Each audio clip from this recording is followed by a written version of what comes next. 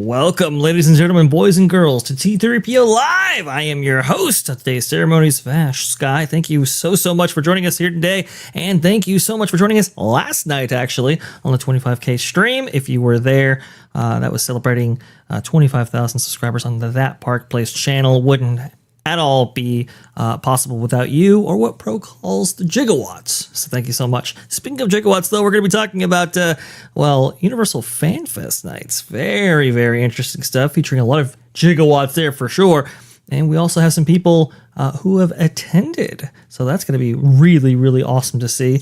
Speaking of attending things, though, we had to bring on our panelists who have attended the show. So let's go ahead and get them on right now. Let's see here. We have, the amazing, the one, the only, Nolan Thunder. Nolan Thunder, what is going on, good sir? Boom! I am on very little sleep. I've been on planes, but I am here now at home, ready to be on the best show this side of YouTube. How about you, good sir? He's been in California, and for very good reason, which we'll get into in just a moment right there. Speaking of somebody who is from California, in California, and is reporting on California activities as well, give it up for Mary Place 28. Bob, what is going on? Not too much. I want to know what Nolan's drinking, because I guess I need some of that. I definitely need to be here. I've been great. I've been on planes. Woo! I need what Nolan's drinking, because, man, I've been on planes too. I'm tired. I'm a little bit worn out. By the way, congratulations to 25,000 for That Park Place. That's amazing. So quite a milestone. Congrats.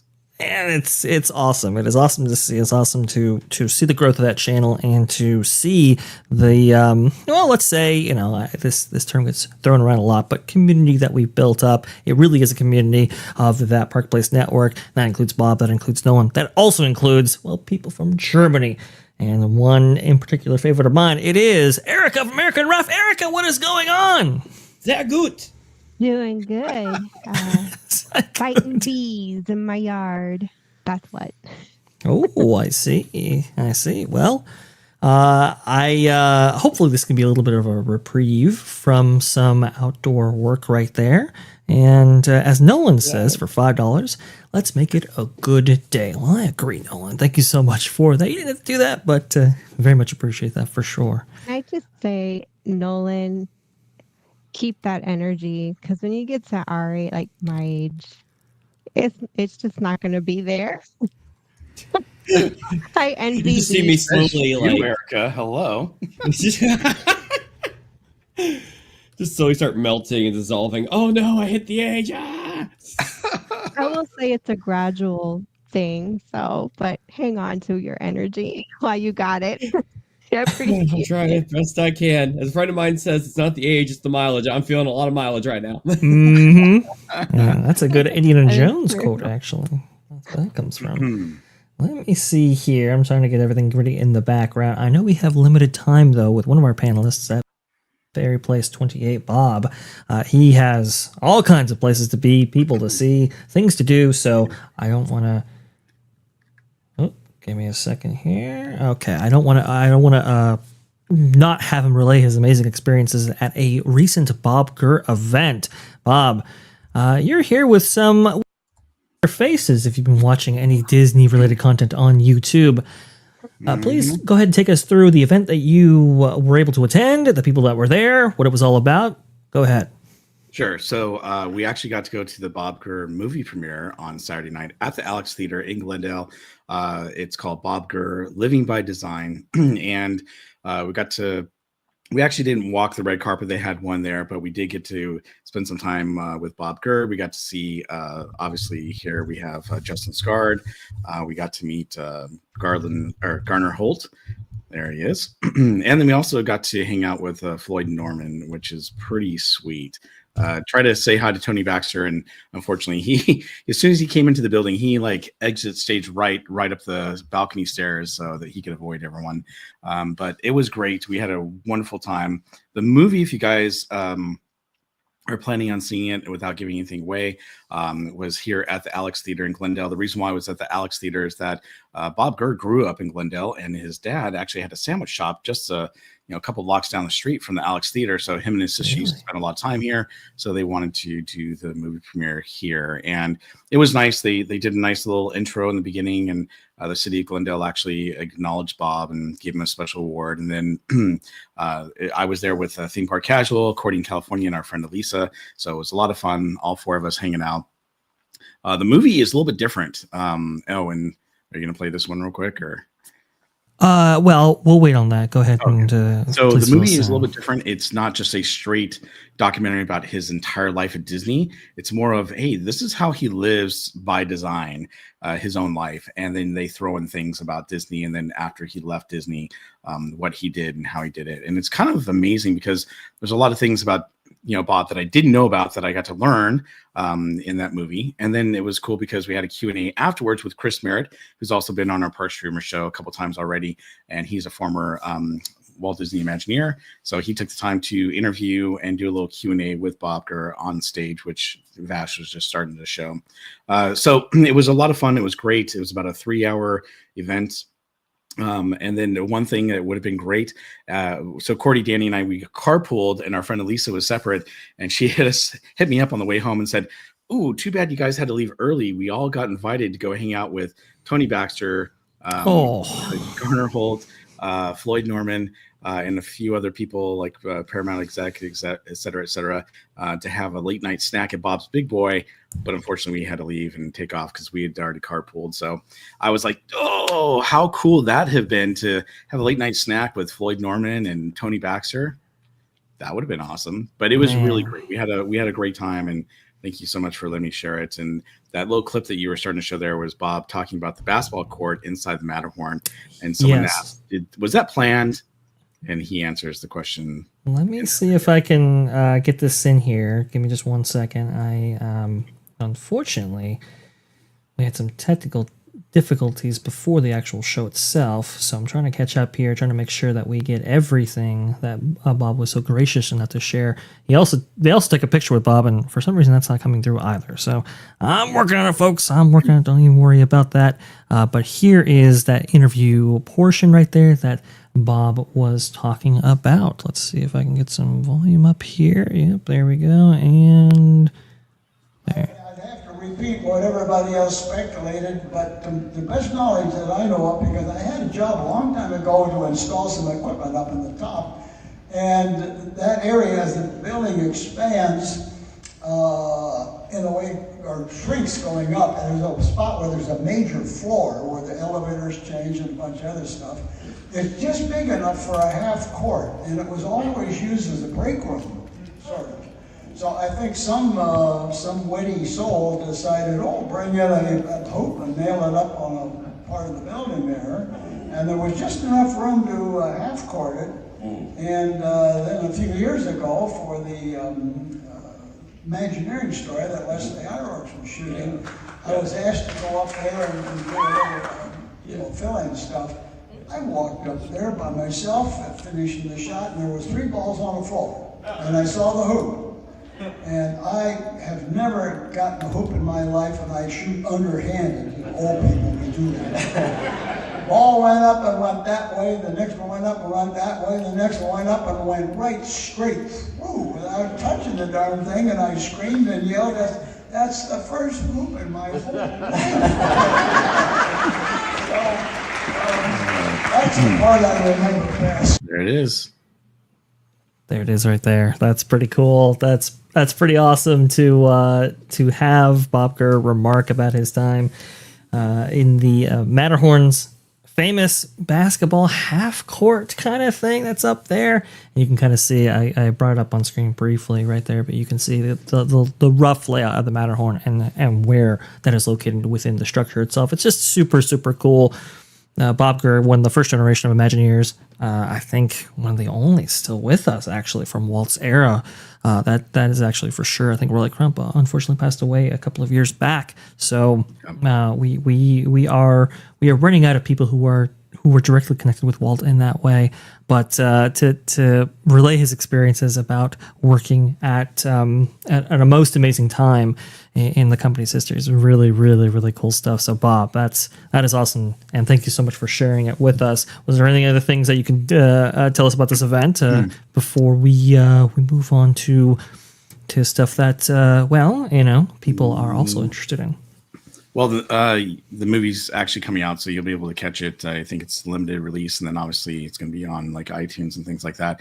Are you able to bring up that picture with us and Bob Gurr? If not, I can share it if you don't mind. Yes, I am. It is right here. Oh, well, it was right there. It's not working out. Oh, I see. It's in a strange format, unfortunately. Give me just 1 second here while I convert this in the background. I just shared it to the screen if you want. Oh, there we go. Here we go. Right here. Boom. There it is. So it was great. He was on the red carpet, of course, with his iconic red shoes. And then it was funny because we were like, what are we going to do to dress up? Because it was cocktail, I guess, attire. But a lot of people, just wore casual clothing like they do in Hollywood. So we wore our Park Streamers Hangout shirts. And the funny thing was I went up to shake his hand. I forgot he doesn't like to shake people's hand, but he did shake my hand. And as soon as Cordy came up, he's like, oh, well, let's get her up here. And he moved Bob aside. I was like, hey. he really likes taking photos with the ladies. So I thought that was kind of funny. He does. I have one with my mom, actually, with Bob Gurr. I got to find it to put it up. But yeah, he does like the taking photos with nice looking women, which is very interesting. Yeah. Actually, if I can include this right here, he was just actually interviewed as part of a segment for the we call it Imagineering series on YouTube as well. I think the exact episode title is "Let's Ride," if I'm not mistaken.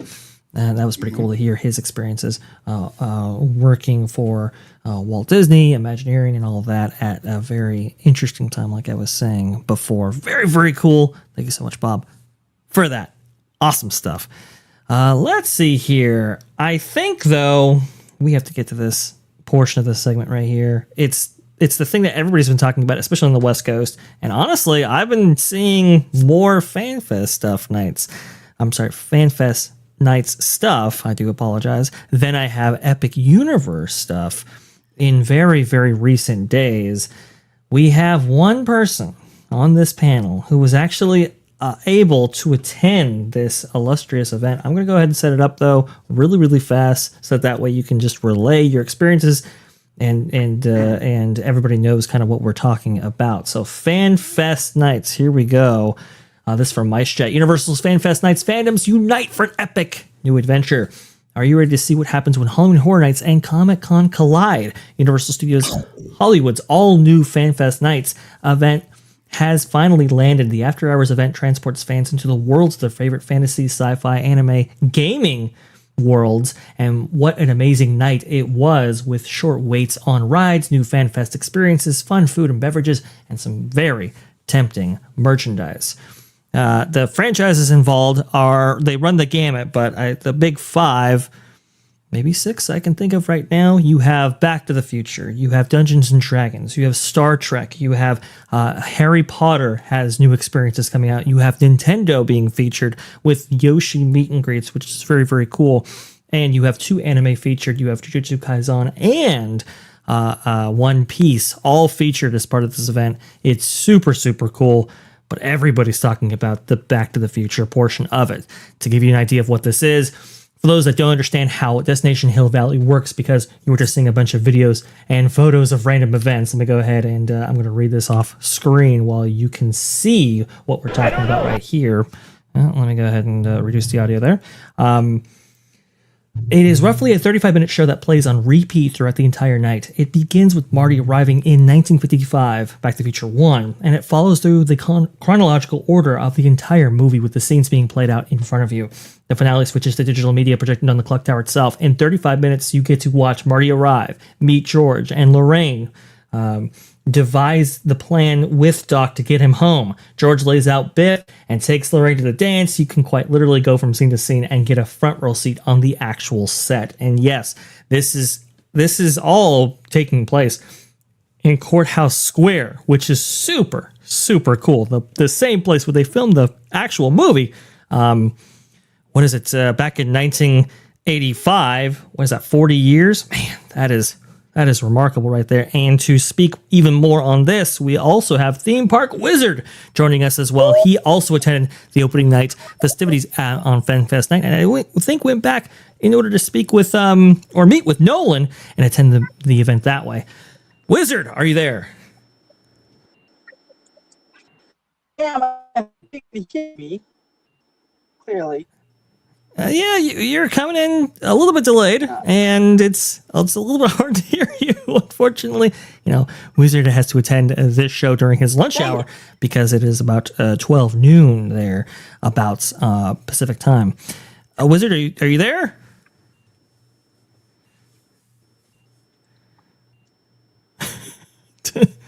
Wizard! Oh my god. Oh, well, it's delayed. Look where I am. It's delayed, but I'll try. Okay. Well, let's see. I'm going to throw you in the back real fast. Try rejoining the stream. Sometimes that really, really helps out, and then we'll try it once again. I'm so sorry to do this to you, Wizard. I know you're trying your best out here. Nolan, go ahead and relay your experiences at FanFest Nights. We'll take on each franchise individually because it's the only way to get through this, because there's so much here. It's crazy. Nolan, your experiences with this particular section of the event. All right, let's tackle this one thing at a time. Let's talk about Back to the Future here. So Vash has been showing you guys this awesome video here of like what was going on during the event and stuff. And you might notice that the style of it being filmed is kind of a lot like you'd see like one of those, made by Adobe, like reference image videos where everyone is like ungodly happy and, everyone's immersed in the moment and stuff. And it seems kind of fake and not genuine. Well, I gotta say, this video actually showcases exactly what it was like. There were so many people there just having such a great time. And it was a very unique experience you don't get to experience at a lot of places. Because, a lot of things we tend to cover, are cues and lines, or, you know, maybe they'll make a prop replica or whatever have you. This was like a full-on show, but instead of being on a theater stage, it's literally being acted out on the set of the original Back to the Future movie, and it's being played out real time. It's almost like when you walk into a video game, you see all these characters portraying things. There's stuff going on over in this corner with a band performing. There's stuff over here with Marty and Doc. Marty's doing one thing and Doc's actors doing another thing. And their performances were spot on. It didn't feel like you were being forced into like okay, you need to be in position A just to be able to kind of feel like you're in Back to the Future or something. No, like it literally felt like you were stepping into another world and getting to live with these characters. And the actors would actually interact with you too and play it up. I was rocking a costume during this, and I'm sure we might see this later. But the actor actually played off of what I was dressed up as, and we made some fun banter with it. He was trying to get ideas from the audience, and the performances were so stellar. It didn't just feel like you were seeing cast members, and no knock to them or anything. It felt like you were seeing almost Hollywood grade acting, probably because a lot of the people who do it are trying to make it into the industry over there. But everything was just so spot on. Like the explosion at the top of the courthouse, you know, the little nifty things at different spots, the photo op opportunities. Everyone was just there having a good time. It almost felt like the vibe you get when you go to a concert where everyone just has this aura to them. And there was a dog there, so I don't know if everyone was lined up for the dog or the DeLorean or not, but it was just It's Einstein. Yes, it was just transcending. And it's, if you ever watch something, you know, especially in the social media age where you feel like you're like left out of something, you feel like everyone's having a good time, but behind the scenes, you know, they might just be kind of hiding some more trouble going on. This show wasn't anything like that. It was a real experience that you could go and do. And with this being the first time they're doing this sort of FanFest thing, I think I hope the numbers come back great, because I want more people to experience this. All the viewers at home, this is something truly magical. It felt more like Vegas than a theme park, to where you're just kind of walking in, you're just engaging with this world they've created. And it almost felt like the magic of movies brought to life. So it was a perfect 10 out of 10 for me. It was done with love and admiration for these characters. And even the tour people were huge fans. I was on the bus back after the show wrapped up, and he was giving us a speech telling us about the movie. I think he went off script a little bit, and he was like, and let's all hope that they never reboot Back to the Future. And I was like, there's genuine fans here, and they will go the extra mile to make your experience that much more fun. And I'm just truly honored to be a part of it, especially for the 40th anniversary of the film. Yeah, I think this is super cool. This is Bob Gale, who was also in attendance, at least on the very first night of FanFest Nights. I believe it was, I think the 25th of this month was the first night. And he has said multiple times before that there should never be a fourth or continuation of Back to the Future, nor a remake. And I want to go ahead and feature this as well, because Mark Woodbury was also there, and here is a theme park wizard himself getting a photo with the one and only right there. Now, what I find very interesting, he doesn't usually attend events like this.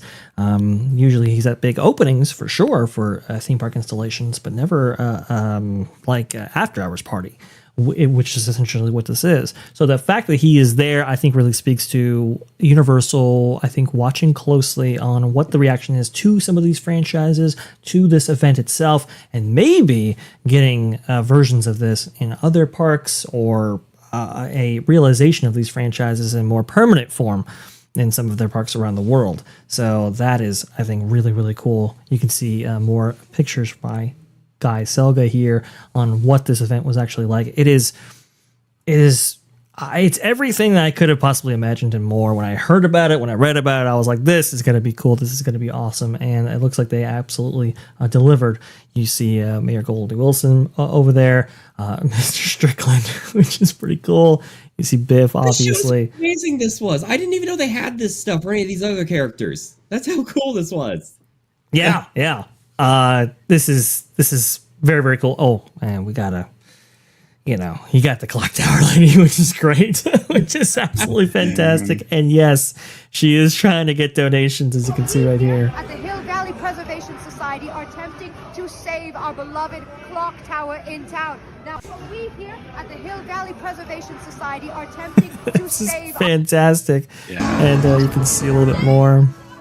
I won't play all audio for all of these, but It's fun too because you actually see her before you even get on the bus to go back there. Because you take the bus that's usually used for the studio tour, yes, and it's just giving you that extra little mile of like, yo, you're in for an amazing experience here. Like, absolutely. the devil is in the detail, and they knocked it out of the park. It was insane. Her can is perfect. It's just like the movie. The flyer that she gives out, which is super cool, is a replica of the famous flyer that, thankfully, Marty McFly had on him when he actually went back into the past right there. You can see a copy of that flyer right there. I mean, they got every single little detail right, even when Marty, after he does his first performance at the Enchantment of the Sea dance, he looks at his guitar, looks at his hand, is like, oh, I'm back, kind of thing, which is a little, very little detail taken from the film and presented to us live on screen. Erica, you got to be going crazy over this. This is remarkable. Oh, I am.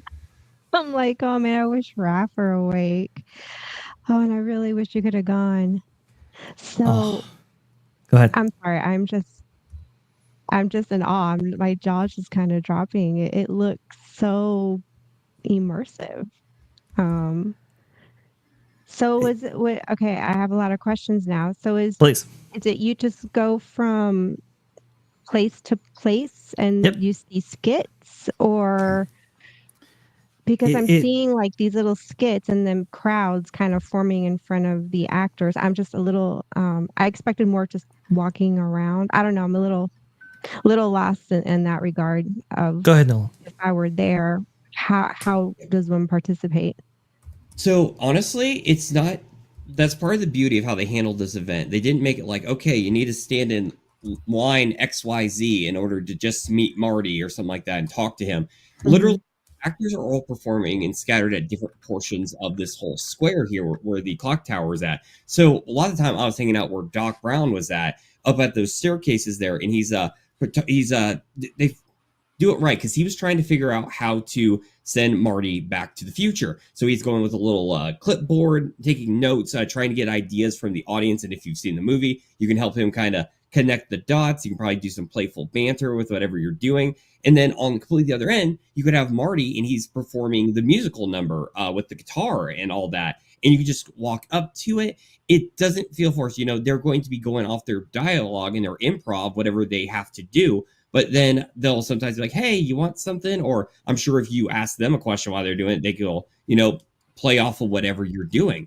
There's not really a strict rule system. They're all following stuff. And if they need to be at a certain place at a point, they'll be like, oh no, I have to get there in time so we can get back to the future. And he runs off that way. But everything is a beautiful formula, perfectly crafted. It did not feel forced in any way.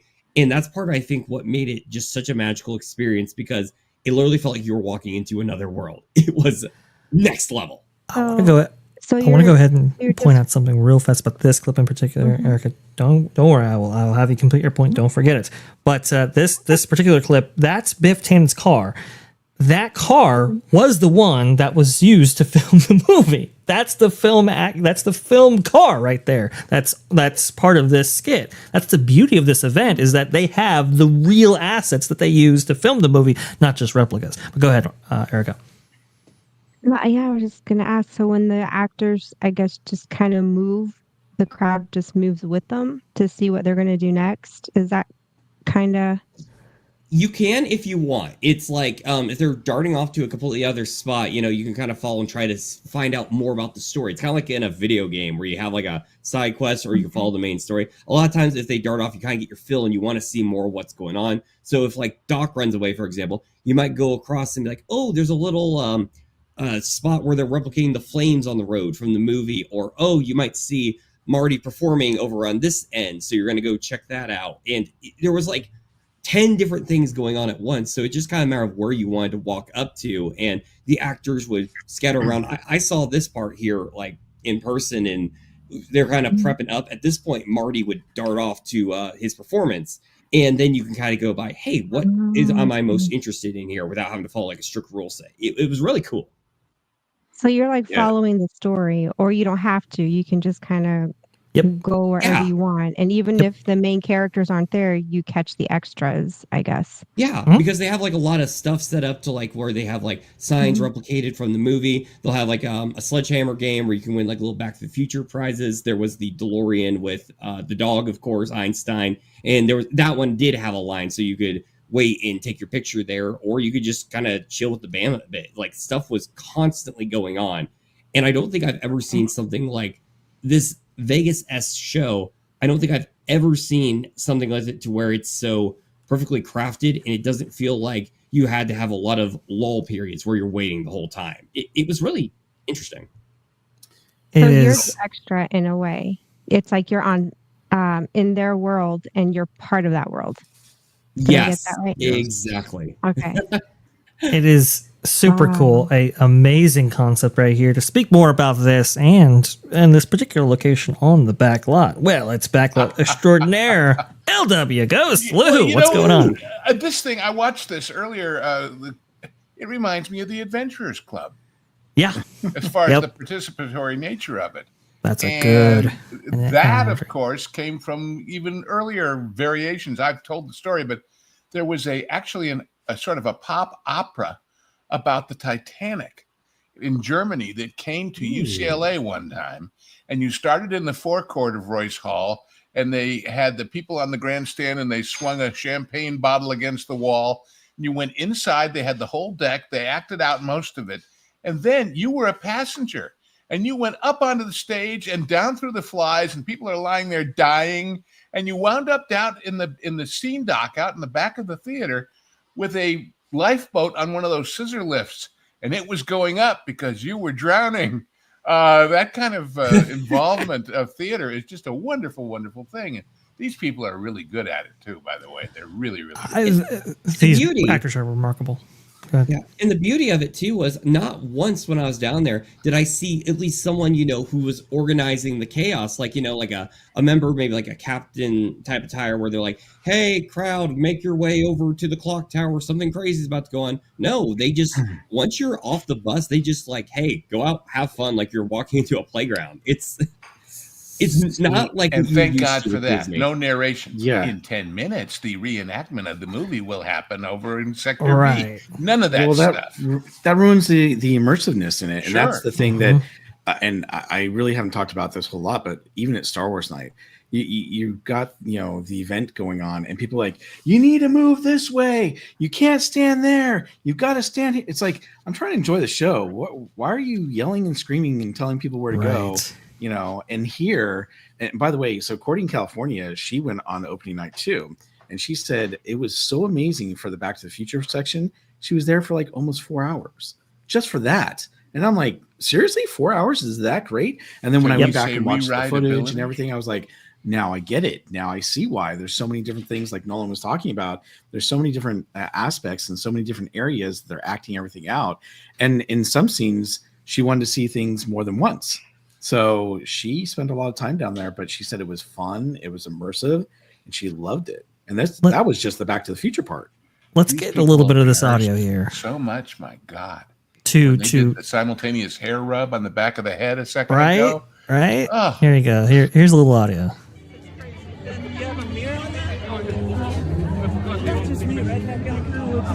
Excuse me, Calvin. Calvin Klein. Hey, you're you're so thin. Wait a minute, I'm Lorraine. you're Lorraine Baines, that's right. Yeah, people have been talking around town. Well, everyone's been talking about you.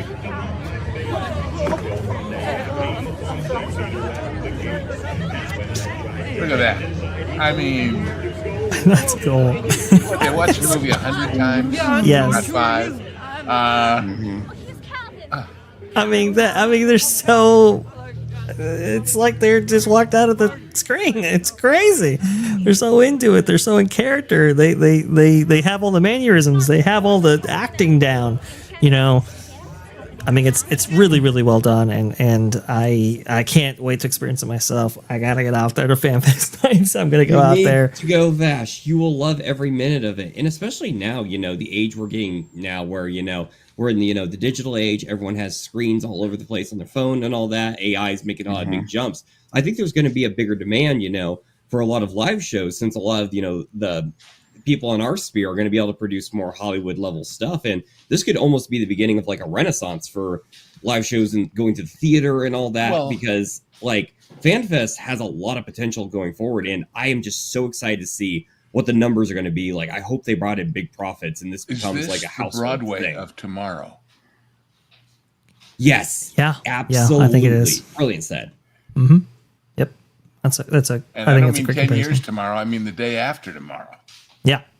Yep. I think it is. Oh, go ahead, please, Erica.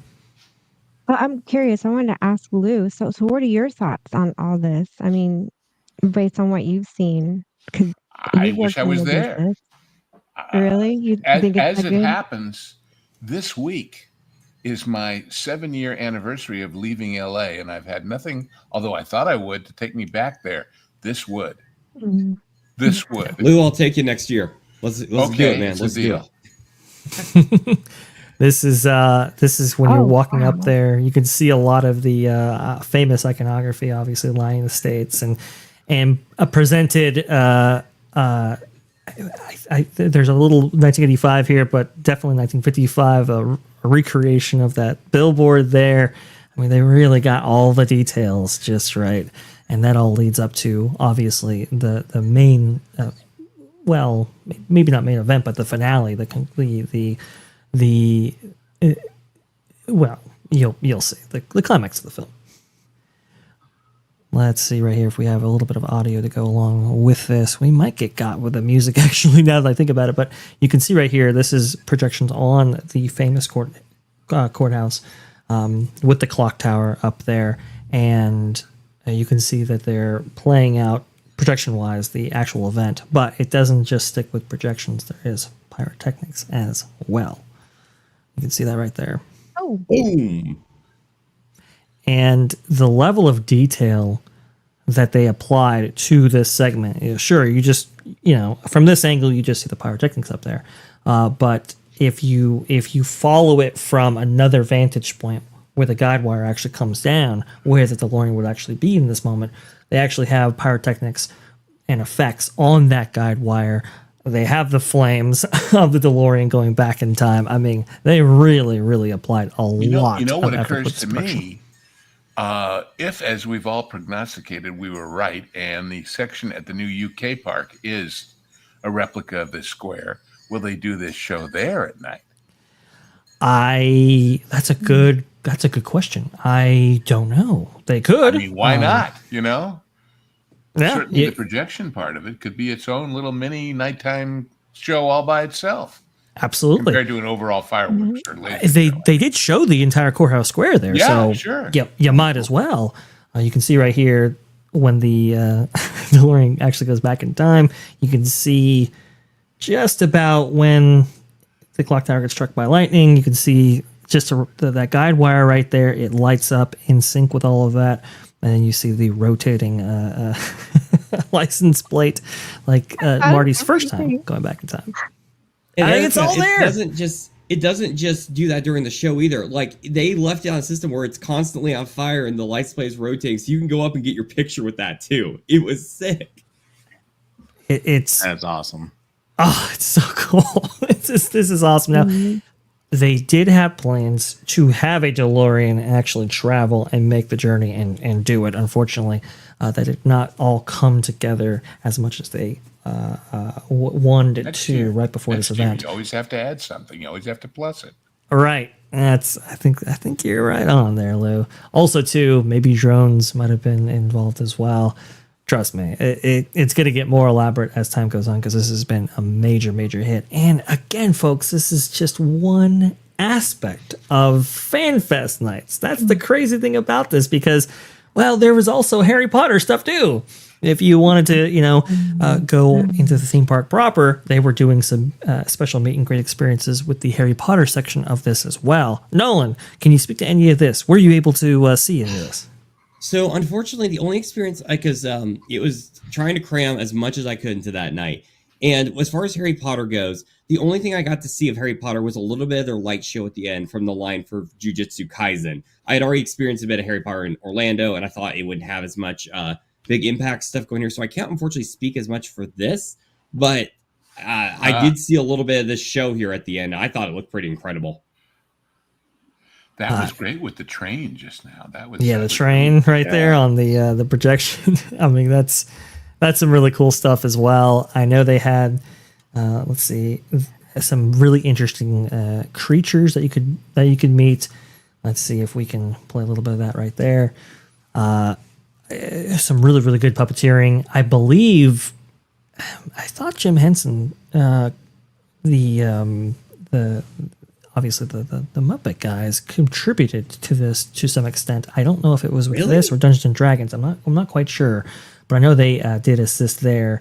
You can see actually Mark Woodbury having a little bit of one-on-one time with one of the creatures in Harry Potter. That's pretty cool. Right there. Let me see if I can get some audio on this one. The boss. So cute. I'm feeling the attraction. I think you have. I'm pretty sure Mark Woodbury can pet the creature there. Now that's very good. Oh, she seems to be quite relaxed. I'm still here. I can do it. So that's a pretty cool experience as well. And I think a lot of people, if they're not interested in Back to the Future necessarily, they might be interested in one of the other franchises that they actually had on display, and that was Star Trek. This is the reason I made the trip, everybody. This alone. Really? Yes, Star Trek Next Generation. It has Nolan, did you ever go on the thing in Vegas when it existed, or was that before your time? I talked to my Uber driver for like an hour about how cool it was, but unfortunately, I never got to experience it myself. And I was so sad because I'm like, this would have been such an amazing experience. For those who don't know, in Vegas, they had a whole like recreation of the Enterprise bridge from Star Trek The Next Generation. And it had like a whole like virtual simulation. I think you've been on it, haven't you, Lou? Yeah, many times. Yeah, I did it too. It was a lot of fun. And I very heard clever way to but transport you there too. It was like your standard, like the loading area of Star Tours, let's say. But suddenly you stood there, the lights flickered and went out, and what they did was lifted off the fake waiting room around you, and behind it was the set of the transporter room, and suddenly you materialized in the transporter room. It's so very cool. Super effect. But so it was similar to this, but this is the real set from the Picard recreation. Yes, right? This is the real set from Picard Season 3. Go ahead. And these actors were also giving a top tier performance, by the way. That's when I really caught on that I was in something that wasn't just some cheap out thing. Like everything, it literally feels like you're walking into an episode of Star Trek The Next Generation. All the actors look perfect. The costumes are stellar. The prop scenes around you, like it's literally the most Star Trek thing possible. You get there, oh no, things are going wrong, red alert, and it has the sound of the alarm. Got, of course, the warp core over there. It's the devil's in detail, and even if you're not a Star Trek fan, you're going to get a kick out of this because there's not many things you can go to experience something quite like that. I think that's my photo too, actually, right there. Yep. And I mean, the warp core was a little small compared to the show, but I mean, that's a major nitpick. And you are literally seeing props you saw from there. That alone would have been worth the immersion just to get a chance to see that set. But they went the extra mile with the little lighting effects, the little techno babbles that they do. When we were walking out, I remember there was the computer there from a few of the episodes, or actually, well, every episode. And I just thinking of all these great scenes in my head. I remember watching with my family like decades ago. And it's literally, it brings you back to such an amazing place with that. And I did also get to do the Live Long and Prosper at the Captain on my way out, and she did it back. So I was happy about that. That's awesome. Fantastic. Well, and also, with all due respect to all the wonderful people in Orlando, this is LA, where you can cast from a bigger pool of really talented people. Yep. And also, the security aspects are interesting to me because the real Star Trek stages at Paramount were always guarded 24/7. I mean, you really had to have a security to get in there, as I did many times, because people would climb in the middle of the night and go in and rip things off and take a switch from the console or whatever just to show they'd done it. So they had to protect it. It happened with the DeLorean for years. Actually, people would rip off pieces from it for many years that it sat in the backlot right there, and to walk on the actual sets and to interact with the actual pieces and to be in amongst this stuff that was actually used for filming. That's the real special thing about the LA experiences versus the Orlando experiences, because LA, like, they shot all this stuff there, which is, you're at best getting a duplication of those things in Orlando. And like Lou said, I'm talking more about the people, though. The talent pool is the talent pool is just so robust. It's everybody wants to break into the industry when they're in LA, so you get some really quality acting there, which is really cool. But the one that's really making the rounds on social media is not so much Star Trek, which is unfortunate, but it's the Dungeons and Dragons portion of this. Now, there's one particular effect that I'm sure, Nolan, you can speak to a lot, and I do want to hear your responses to that. Let's go ahead and see. This is the lead up to all of this. Take us through what we are looking at and how this show actually went through, because I haven't heard much from this.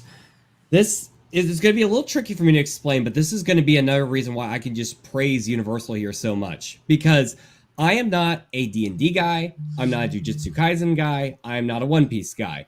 But what they do is something that, for example, Disney over with Tiana's Bayou Adventure failed horribly is you understand enough to get the gist of what's happening to where you can kind of get it. It's like, oh, like Dragon Bad, we have to get a treasure back. It's not like everything's all constantly convoluted. It still follows the simple formulas of like a Saturday morning cartoon to where it doesn't matter if it's you, your grandma, your uncle, you can get what's going on. I know people who are really into D&D, but I've never been a player of the game myself, but I was already immersed because I felt like I was stepping into this medieval world. Basically, there's like this evil girl, and we have to steal this treasure from her so we can get that big bank, I guess, and defeat the evil, revive the girl because she kind of dies and she kind of doesn't. It was some of these shows, especially the anime ones, it's like, I don't think I've learned any more from before the show than I did after the show. But I'll tell you, it was like a wild ride. Not to go too blue here, my mom described it as the show was like an acid trip because of all the crazy things going on. But it's just so crazy, the amount of detail and immersion, and they interact with the guests. They have them get into it. The lighting is perfect. And Vash, do you have? I do. I've been kind of holding off on it because I wanted to make a real big surprise as part of this whole event. Well, you get to see something really cool. I'm going to go ahead and let this play out right here so that you can actually see what we're talking about. Let's see if I get some audio. Oh, how cool. Yes. That is 12 feet tall, by the way. And it's on an elevated platform, so it's about 15 feet.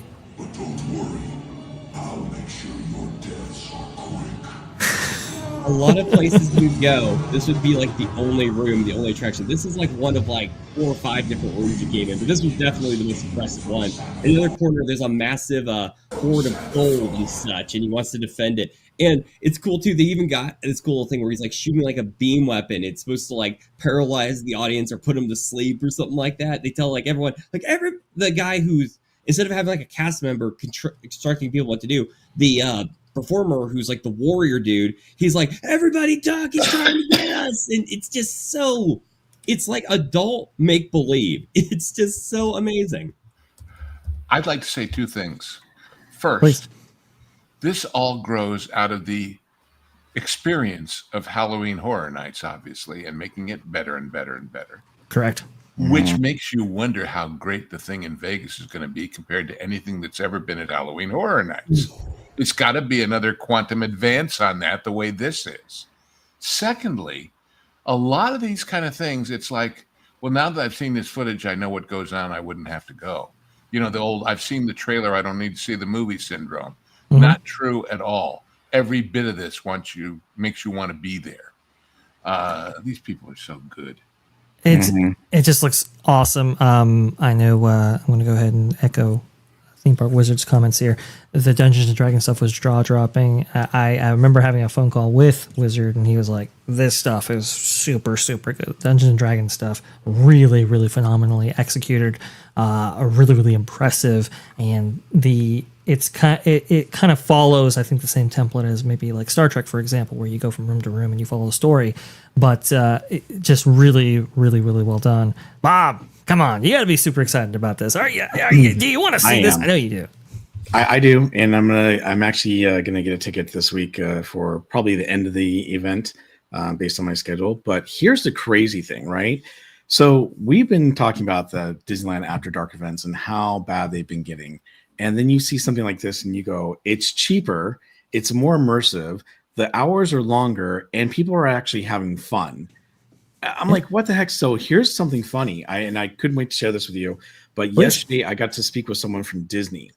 And she actually works at the park, and she said, "Hey, have you been to Star Wars Night?" I said, "I have." She goes, "What'd you think of it?" I said, "I'm very disappointed. This is the second year in a row I've been disappointed. I can't believe that they're offering less, making people pay more, and it's not as much fun. They need more hours." She goes, "Yeah, I know." I go, "Have you been to Universal FanFest?" She goes, "No, but my friends have been, and it looks amazing."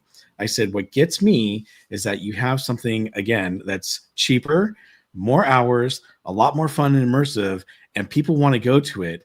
And she goes, "I know." She goes, "Right now," she goes, "we're having such a hard time getting people to buy tickets to Star Wars Night. They're actually trying to get cast members to buy discounted tickets to go because they can't get anyone to sell out the nights except for May the 4th. And I said, "What does that tell you?" She goes, "Well, Disney is telling us that they're just not sure that they know how many nights they should be doing the After Dark events." I go, "Excuse me?" I go, "Wait, you're telling me that Disney thinks the solution to the problem is figuring out that sweet spot of how many nights they should have the After Dark event?" And Which she means said, yes. Because they can't sell them out, right? Concentrate whoever you do get into fewer nights, therefore it'll seem more popular. Ugh. Right. And so I'm like, that's not the problem. The problem is what I just told you. It's Universal is cheaper, it's better, it's more immersive, and it's a lot more hours. I said, that's nothing that Star Wars, event is. And so she was like, "Well, hopefully they'll figure it out soon." I was like, wow, Disney is not even learning. And hopefully they will learn from this, because I'm telling you right now, with as popular this is, I think it's going to be amazing. Now, I did hear that the opening night for FanFest was only at 30% capacity, which is crazy. I thought it'd be a lot higher. And I heard that it was, it was easy to get around and everything. I think it's going to change, obviously, because I know a lot of friends. Word of mouth is the best advertising there is, and it's going to get nothing but positive word of mouth. It is. But I'm glad, because the After Dark events have been horrible at Disneyland. So expensive. It's like, why do I even want to go? In fact, I pretty much decided that I don't think I'm going to buy tickets to Star Wars Night next year. I'm just going to let it go. The only thing I might buy tickets to for After Dark event is Oogie Boogie. At this point, I'd rather just go do something else like FanFest that actually will give me my money's worth and make me have a fun, good, interactive time with my friends or family, and where I can spend several hours there instead of just 4 hours. If I can get 7 to 8 hours for an event that I'm spending, and by the way, the tickets start at $74. Now I think they're starting to go up, as the event goes along, but still Disney is charging $179 right now for the Star Wars Night for 4 hours. Another thing comes to mind.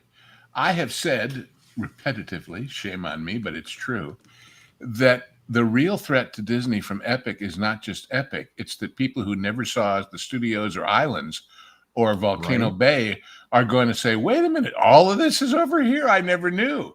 Well, you know what? There are people who haven't been to Universal in a long time because, that's that tour and I did it and whatever. This is going to draw people, and they're going to come back and take the regular theme park more seriously too, especially when they see things like the track going up for Fast and Furious and everything else. Right. Yeah, I wanted to relay to go off of Bob's point right here about value and price and everything like that. Again, it has to be stated. You only get 4 hours really at the Disneyland after hour events, and that's again starting at about 150 on up. Sometimes they're 169, sometimes they're even higher than that. For FanFest nights, it starts out like $75, and you can even get that cheaper if you have an annual pass. I think the lowest I ever saw was like about $50. And again, if you have other nights as well, that goes up to like $84. But that's all very, very well priced. But the hours is where the difference is made. The event early access starts at 4. Officially, I don't think it starts until 5, and then goes all the way until 2 a.m. Is that right, Nolan? Hey Vash, no, actually, early access starts at 2:00. So if you Whoa, say, yeah, that's wild. Keep in mind, this is Early like access way is cheaper than 5:30. Disney. And this in a city where $50 really won't buy you a movie and dinner for 2 people. Yes, under $300. We got to be in as early as 2:00. We did go for the express pass. I mean, Wizard were bickering a little bit in the chat whether it was worth it or not. But the cool thing about it is if you get the early access, you can do some of the fun stuff before it closes for the night and the shows start beginning. But if you got the express pass, once it hits 5:30, Universal has a system where you can only use it like once per ride and stuff like that. It's not like Disney. You'd be on your phone 5 hours a day, constantly updating. Oh, am I going to take a fast pass on this item versus this item? It's like a certain amount of things are included. You pay it fee once. And once it's 5:30, your express pass will actually reset. Meaning when you start the night events, you can start fresh. So if you want to say ride Mario Kart again, because that's a ride that's opening both during the day and night, you can do it again. And that's a high demand item. So if you're afraid of waiting like an hour or two for the Mario Kart ride, you can be on it in like 20 minutes. It was so cool. And I just feel like you got so much value. And when I was in there, I can't speak to this enough. I did not feel like I was being price gouged when I was in there. It's straight up, you pay this. And if you want to buy merchandise, of course you can. But except for like the Sledgehammer game for Back to the Future being like $20 or whatever, everything was pretty much included. Everything was alive. And I just feel like you got so much bang for your value compared to Disney. Vash, if I can detour this a little bit, you had that footage up of Jabba the Hutt there where everyone was doing the photo op. Yes. At Galaxy's Edge at night. And that Jabba the Hutt, in most cases, that's pretty cool. Like, it's a neat thing. But compare this to what's going on at Universal right now. If this was Universal, Jabba would be an animatronic. He would be moving around, like in the Mario world, for example. Or the one in Burke that's lying next to the forge, that's lying on the coal and breathing and moving. Yeah, exactly. Like the piranha plants, they're all constantly moving around. You see, like, even if it's more static, you see like a Yoshi and he's slowly moving his arms, running around a tree. They invest their money, even if it's less things to take picture of, which in Universal's case is actually not the case. I would rather see the Jabba get all this money thrown at him to have him move around, and you get 3 really cool animatronics as opposed to 10 still figures that look like they came off a wax museum you can see at another part of the country. It's just so much more value for less the costs. In the merchandise, top tier too. I didn't feel like I was in a cheap thing where I'm basically talking to a used car salesman or something. It was incredible. Yeah, this is going off of Bob's footage here that he actually recorded on a live stream of Star Wars Nights. I believe this is the one you took 2 weeks ago. I think you also were at Star Wars Nights again, I think a couple of days ago, if I'm not mistaken. I know you went over it just a little bit, but I really want to go ahead and hit the point home. I mean, your experiences and how they've kind of degraded over time, because I think they used to do a little bit more, now they do a little bit less. Do you see Star Wars Nights or any of these nights being as viable now that Universal's entered the market? No, not at all. So I'm actually going this Sunday, May the 4th, for the second time. But this is the first time I went for this year. I will tell you that I spent 1 hour and 45 minutes just getting a photo with Darth Vader and Han Solo and Princess Leia. That was almost half of my 4-hour event. And I didn't get a chance to do everything that I wanted to do. Where Cordy went and spent, 4 hours over at Back to the Future. I think Theme Park Wizard said he spent 3 hours there. or maybe it was Nolan, I'm not sure. But the fact that you're able to spend so much time at these other events and they give you more time, they're offering you more. I mean, here, yeah, everything was just like a photo op at Disneyland. You know, there's no immersive experiences. They took away the Captain Phasma March with the First Order, so that's not even there. Everything else was just either a walk by, a character and get your photo, or you come here and get your photos, like, you know, right here for Jabba. They had the projection show, no fireworks. The cavalcade is really just, you know, Mickey and Minnie getting a bunch of people, cosplayers together to do a photo op. They just don't offer what they did last year. Oh, who's that handsome guy? Just kidding. Oh, look! I was wearing my Imperial jacket that night. Had to get my picture next to Jabba and Slish. Of course. So, yeah, but it was a lot of do it. Look, I had some fun because I was with, you know, another friend.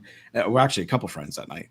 But the thing is, if I wasn't with them, I would have been bored and I would have had a miserable time. And the thing is, I've gone now to Sweethearts Night, 90s Night, and now Star Wars Night here at Disneyland. 3 different After Dark events. The first 2 had disasters. First one was a major disaster. It rained, and so they got rid of all the characters. So then it was like, oh, I got to go on some rides, but I'm here to see entertainment and characters, and I didn't get to see any characters at all. No photo shoots or anything. Second one, they had a bunch of issues with 90s Night. Things didn't go off without a hitch, although it was better than Sweethearts Night. But a lot of rides went down and whatnot. And then, which I'm not really there for the rides anyhow, but there wasn't a whole lot to do. And then Star Wars Night, I'm like, I spent 2 hours just trying to get pictures with 3 different characters. Why? It was a waste of my time. And again, so the obvious answer, $150 plus. Go ahead. Yeah, it was 179, I think. If they gave a darn. When I mentioned how much those people doing Back to the Future had obviously rehearsed for weeks, and the girl at the Harry Potter area there with the little thing, these people were called in like 2 days before. I said, stand here. And the Disney, they're not investing in the prep, and therefore the execution is lousy. And their answer is, well, then dumb it down, then eliminate things, then simplify. As opposed to what? Paying people for an extra 2 weeks of rehearsal? And, you know, if I can't say I've been to the Galaxy's Edge event, but from everything you've said here, Bob, it feels like it could just be the worst case scenario when you're investing in a vacation, because, you know, a lot of times you're going to see on Instagram or on a TV commercial or whatever have you, it's like, hey, come see this magical experience. You see all the stock footage, all the stuff. They're trying to make everything look as good as possible with their actors, you know, to kind of replicate what the guests would be experiencing. But sometimes you go to an event and, you know, you just end up bored most of the time because everything is just so crowded or they're so segmented. You know, it only looks good on the social media posts, but everything else is just a crowded mess. Here, instead, it feels like all the anticipations of what you feel it could be, because they just have a sheer amount of so many things going on. There's actually room to breathe, and these actors can do a lot of fun things. And they have like things down to a science, because the 4 hour, what'd you say it was, a 3 hour wait for you, Bob, for Princess Leia? Was that the character? Nope, you are muted, Bob. Sorry about that. Yeah, it was almost 2 hours for Darth Vader, Han Solo, and Princess Leia. And it's a 4 hour event. Is ridiculous. When I went wild. we'll probably see some more footage of this here soon, but when I was in Super Nintendo World, the big things were the meet and greet characters that you had. Mario, Peach, Luigi, and of course the one that's been advertised. I don't want to spoil it if Vash wants to pull them up screen here later. But they would do with the characters is they would just cycle through like every half hour or so. One would go away and one would come back. And some people can decide if they want to stick in line a bit or they can go play through some other things. But there was pretty much always at least one meet and greet character out, at least for the most part, I think, throughout the night. So that means that the lines weren't going to get too crowded because they weren't constantly camping there. And I know it's a double-edged sword, but since things just kept fluctuating so much, it kind of made it feel where, okay, I don't just feel like I've been in a line for 2 hours and I'm just hating every moment there. And They have little extra things too. Like in the Nintendo area, you had a whole little find the egg game where you scavenger hunt to where you could get some prizes, not to get too far ahead here. But you weren't just going to feel like you're just standing in line your entire trip. There's the princess herself. The costume was amazing. And it's just the little things to where, are you scavenger hunting? Are you going on a ride? Are you taking time to meet the characters that don't require a scavenger hunt? And it is just so immersive to where you're not going to feel like you just came there to stand around when you could be doing that at home for free. Yes, I very much agree. I think Universal has really knocked this out of the park. I really want to talk about this even more, but unfortunately, I know that Bob is very short on time, and I want to make sure that we. Oh, go ahead. I said, unfortunately, yep. Yep. And I want to go ahead and we make sure that we shout out our amazing contributors and also to get to some super chats as well. But please go ahead, Bob. Tell us where everybody can find you on this great, big, beautiful web out there. All right. Well, you can find me at BarryPlays28 on YouTube, Instagram, TikTok, X, and Facebook. You can also find me at the Park Streamers Hangout. Tomorrow night, we will be doing a special chalk walk, which is Children's Hospital of Orange County. They're doing their kickoff event, so we're going to be there tomorrow night to kind of show you guys what's happening. And then I will be live Thursday during the day at Disneyland and Sunday. I'm not sure if I'm going to shoot it yet, but Knott's Berry Farm, they're having the signing with Eric Linksweiler, Chris Merritt, Chris Crump. Eddie Soto is going to be there at Knott's Berry Farm to do the signing of the Knott's Berry Tales book. And then after that, I'm going to Disneyland for Star Wars Night again. But I'm going to do a live stream before Star Wars Night and during Star Wars Night. And I'll be hanging out with another friend. So hopefully it's a better experience. You just did a Imagineer signing at Knott's Berry Farm. What are you going to do next? I'm going to Disneyland. Yeah, exactly. Well, they're former Imagineers, so there you go. But, it's going to be a lot of fun. So I hope you guys will come hang out with me. Thank you so much for always having me on the show. It's always a pleasure being with such a great host, Vash, and as well as, my co-host there with Nolan and Erica and Lou and Theme Park Wizard, which unfortunately you were having some issues there. But I can't wait to check out FanFest Night. And thank you so much for letting me, be on the show today. Absolutely. Thank you so much, Bob. Thank you so much for being here. It's awesome to have you on and to give your experiences there. I really wanted to make that juxtaposition between Star Wars Night and this Universal FanFest Night. So thank you so much for that. Awesome stuff. And looks like Owen Shogi has all of Bob's amazing links in the chat right there. So definitely go ahead and go over to Park Streamers Hangout and Barry Place 28. Give those both subscribe. You won't regret it. I guarantee you on that. Thanks, Bob. Thank you. Bye, everyone in the chat. See you guys later. See you later. That man has more great links than a sausage factory. That is very true, actually. Let me go ahead and get some of these photos there provided by Nolan on the screen right here. We were just talking about Nintendo. And about Nintendo is very, very interesting. They definitely made it all about the meet and greets because obviously this land had just opened, and the one that everybody had all of their eyes on was Yoshi. Yoshi, a meet and greet, I don't think has ever made its premiere anywhere else. I can't think of a time that he came out in Japan or in Epic Universe. So this is a brand new meet and greet, especially for this event. Super, super cool. Nolan, your experiences here. So this was so funny when we were in before the event started at 5:30 when we were doing like the early look around the park and all that stuff. The Mario and Luigi area, there were all these little kids that wanted to get their photos of Mario and Luigi. Then within an hour's time, once it flipped to FanFest, you had all these 5 foot, 6 foot, 4 foot people in line for Yoshi. Like the line grew like that. It was hilarious. And oh my gosh, Yoshi was so popular. I saw so many of these little Yoshi plush headbands they have there where he has them basically like lying on your head.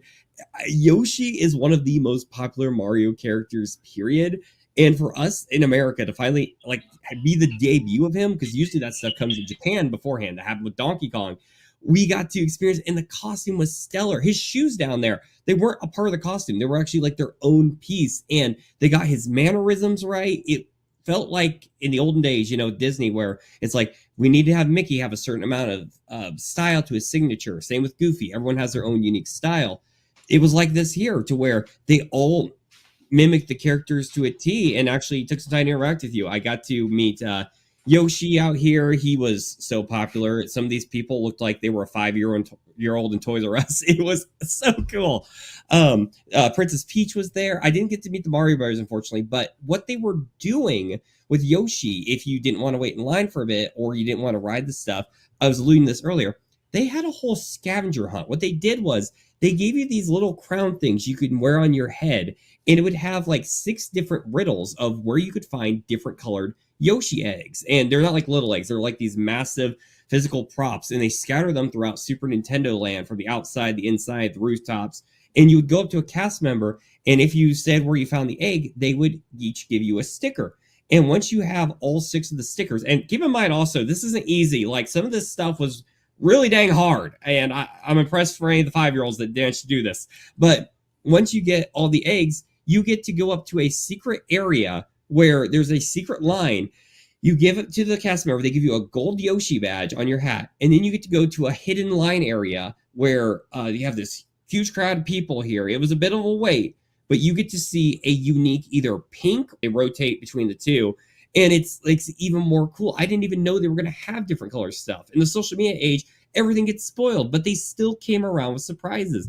And even the people that were waiting in the line queue for it, yep, there's where you see the blue one, they were still having fun and happy. It was actually a pretty decently long wait for a meet and greet character. I was in the line for like half an hour or so, and there was a repeated Yoshi music, like da, da, da, da, da, da, da, da, da. That's my impression of it. And people were getting funky in the line to it. They were all just having a good time. Some people behind us were dressed up as like Wicked, like Ariana Grande's character and Cynthia Erivo's witch character. Everyone was just having fun. And when there's so many things going on and the vibe is just there, like I said before, it feels like a concert. Everyone's just in unison. Everyone's having a good time. And I have to give so much props to the Universal equivalent to Imagineers. I don't know what the lingo would be for them. The amount of expertise they brought to the table to keep this fun. It was literally adult playing imagination, but everything was in front of you. It's like the only thing rivaling this is those adventures you'd come up with at the park when you're a little kid. It is one of probably the greatest moments of my life, and I'm so glad I got to experience it. And I'm sure they're going to have many more things like this going ahead. I think so. You have to, right? You have to have more things like this. I think this is super, super cool. Let me go ahead and get to some super chats. And the chat is actually asking a couple of questions towards you, Nolan. And this footage actually provided by Theme Park Wizard. I want to go ahead and give a shout out to Universal News Today, discussing film, Scott Goosten, the Cali Bay. A lot of people have taken a lot of footage of this event, and we are hosting this, and make sure you support those channels as well. Here we go. Motley0102 with $5. Thank you so much. Hey, Jonas, sent me to ask you a question. Seeing what Universal Studios Florida can do with old IPs, can we please get a Star Trek land in Epic? We need a space-themed land ASAP. See, that's the thing about this whole thing. That's why Mark Woodbury was there, I believe. That's why Wicked was added very late in the game to FanFest Nights. This is a playground, a testing ground for Universal to see the viability of these franchises, how people react to them, how enthusiastic people are, what the survey results are from, so that maybe we can get some amazing permanent additions to some of these parks around the world. Nothing is going to happen permanently regarding Star Trek until the whole Paramount thing gets sorted out and dealt with. Of course. But still, why not? Nolan, you were the going to say nice something? thing too with Universal, I think another reason why their craft is just so good compared to, like, say, Disney, is because I was talking to a cast member. That's another thing I have to give shout out to, is the cast members could actually be a bit candid and didn't feel like mandatory nice where they're pushing. They were clearly professional, but they still had a passion. They give you a lot of stories and have some fun with you. And I was talking to this one in the line for Jujutsu Kaisen. He was talking about how a few weeks ago they had some bigwigs from Nintendo in the area to kind of do a checkup to make sure everything was up to their standard, make sure they were taking care of things, everything was done right.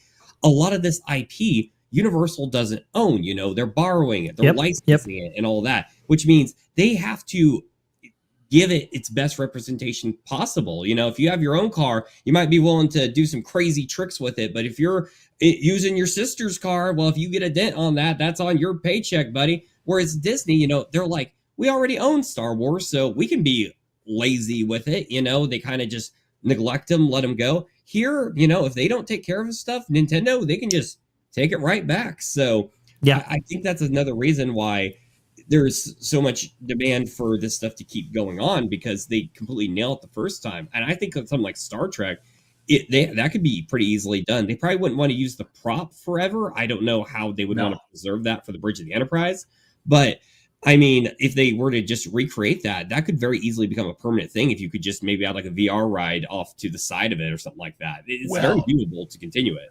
One thing, when people started talking about if there would be a Trek land at the UK park or one of the expansions at Epic, I said, I'll tell you one thing.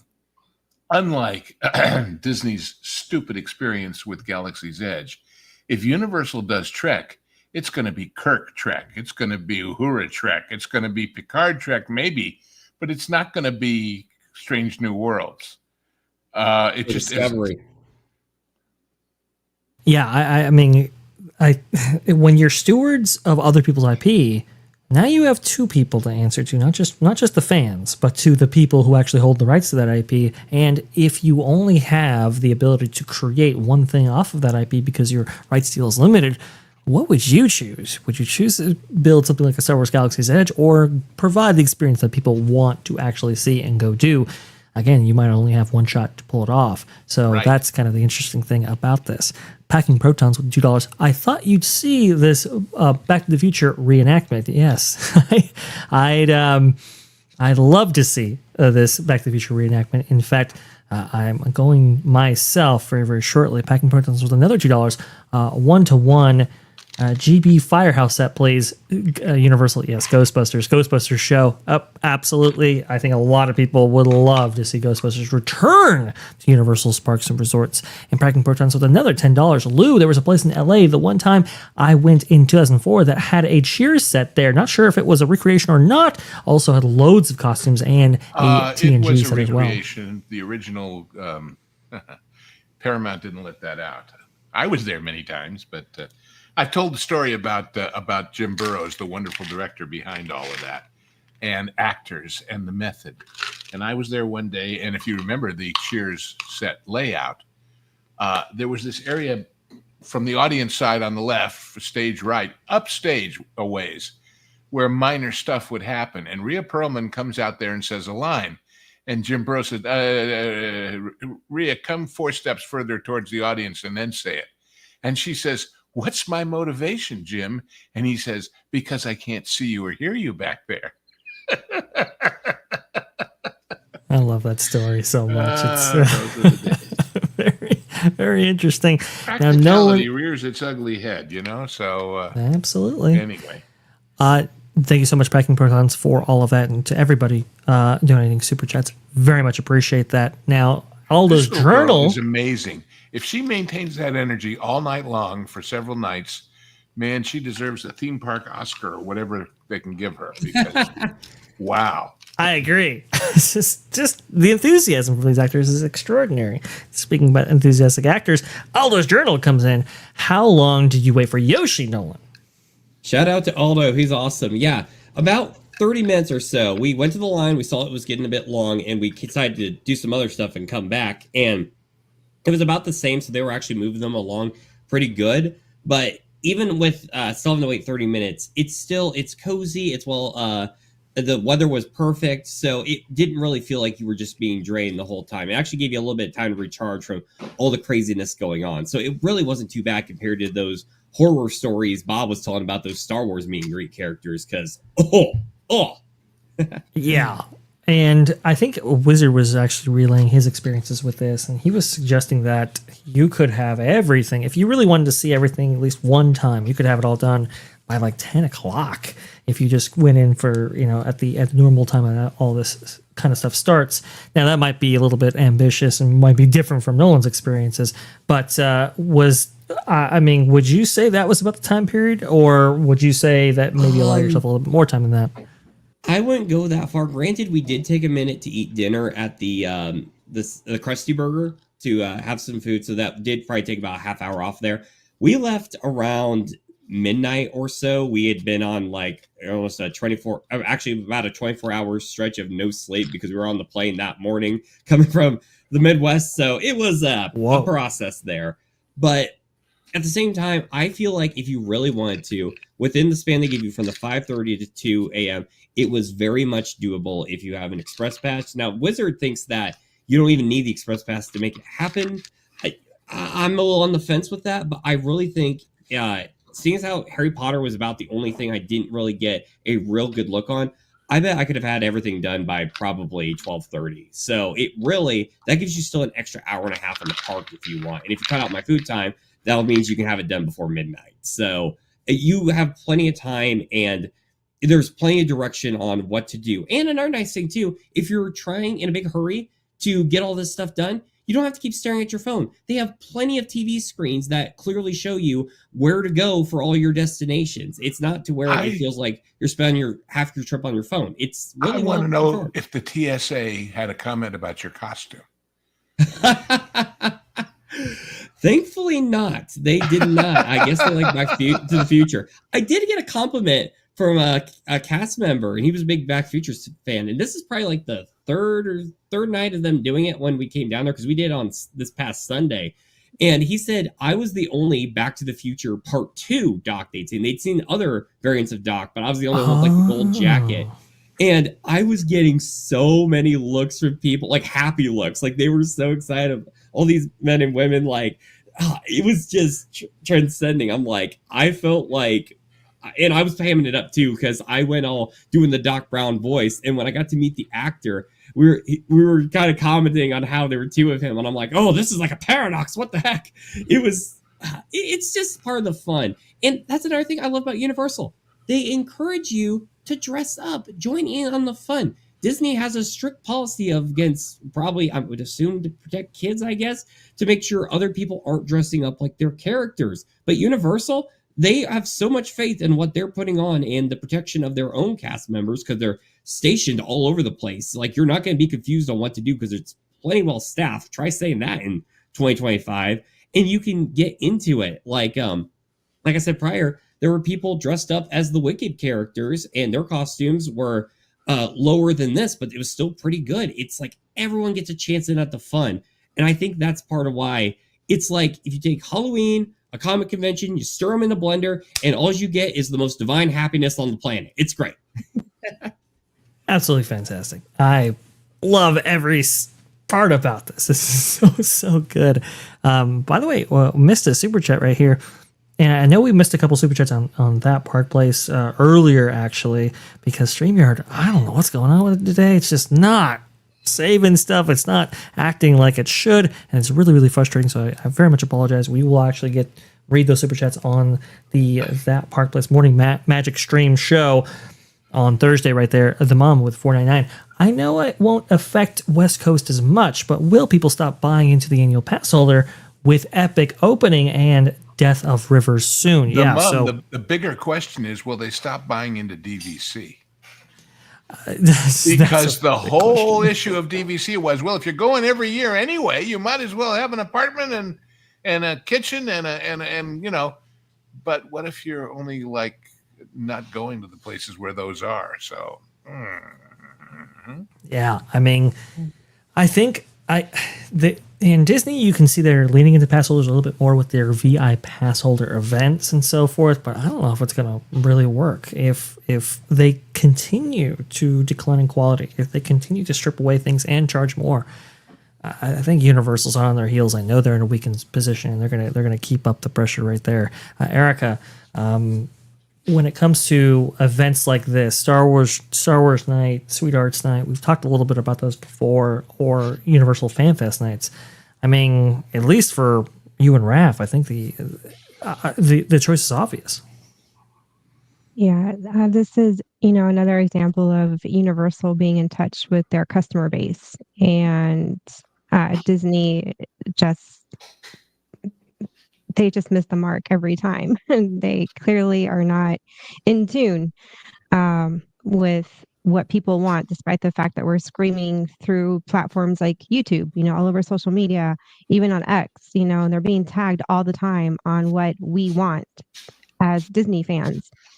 And they're giving us the polar opposite. In the meantime, you've got Universal who's, delivering, and they're not just delivering it necessarily with Epic Universe, but look at all these experiences they're creating, and there's more of this. It's just crazy how expansive Universal, how far they're going to bring in all of us. And it's working. I mean, we're not renewing our Disney passes this year because we'd rather switch to Universal because of Epic. My older son has said the same thing. They're letting go of Disney because of Epic. I'm hearing that a lot, even with my Florida resident friends that aren't in the YouTube space. They're just regular folks that they're going to forego the Disney pass and think go about with Universal. Marketers of, say, 15, 20 years ago who really wanted to find out what their audience wanted and had to go through focus groups and had to go through surveys. And I mean, I've mentioned many times going on a soft open of Splash Mountain at Disneyland and being quizzed very specifically about a lot of things. All of that takes time and money.